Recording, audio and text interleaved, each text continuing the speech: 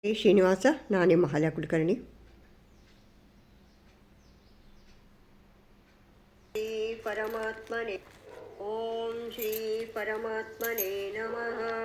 ಶ್ರೀಮದ್ಭಗವದ್ಗೀತಾ ಅಥ ಪಂಚದಶೋಧ್ಯಾಯಃ. ಪುರುಷೋತ್ತಮಯೋಗಃ.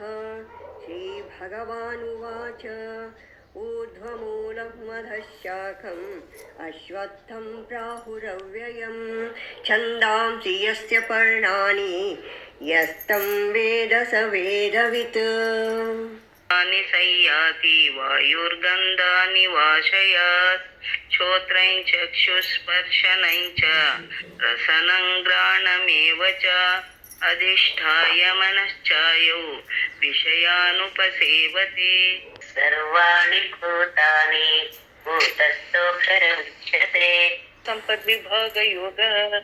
श्रीभगवानुवाच अभयं सत्त्वसंशुद्धिः ज्ञानयोगव्यवस्थितिः दानं धर्मश्च स्वाध्यायस्तप आर्जवम् सम्पद्विमोक्षाय निबन्धाय सुरीमत मा शुचः सम्पदं दैवीम् अभिजातोऽसि पाण्डव.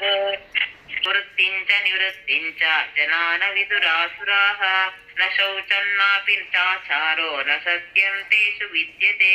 अतः प्रलयान्तामुपाश्रिताः कामभोगपरामाः एतावदिति निश्चिताः.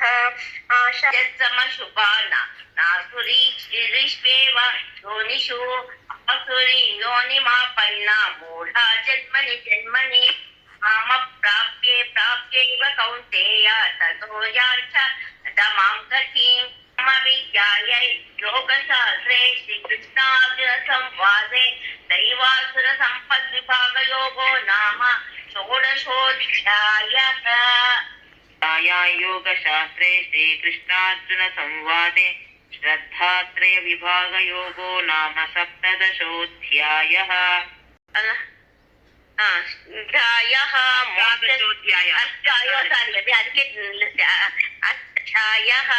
मोक्षसंन्यासयोगः. अर्जुन उवाच संन्यासस्य महाभावो तत्त्वमिच्छामि वेदितुं त्यागस्य च ऋषिकेश पृथक्केशि निषूदन. कामाकाम्यानां मोहातस्य परित्यागः तामसः परिकीर्तितः. दुःखमेत्येव यत्कर्म कायक्लेशभयात् त्यजेत्. सविषयेन्द्रियसंयोगात् यत्कृतोपमं परिणामे विषमिव तत्सुखं राजसंस्मृतम्. तमोदमस्तपशौचं शान्तिराजवमेव च ज्ञानौ विज्ञानमास्तिक्यं ब्रह्मकर्म स्वभावजम्. यत्र योगेश्वरः कृष्णो यत्र पार्थो धनुर्धरः तत्र श्रीर्विजयो भूतिर्वाणीतिर्मतिर्मम. ओं तत्सदिति श्रीमद्भगवद्गीतासूपनिषत्सु ब्रह्मविद्यायां योगशास्त्रे श्रीकृष्णार्जुनसंवादे मोक्षसंन्यासयोगो नाम अष्टादशोऽध्यायः.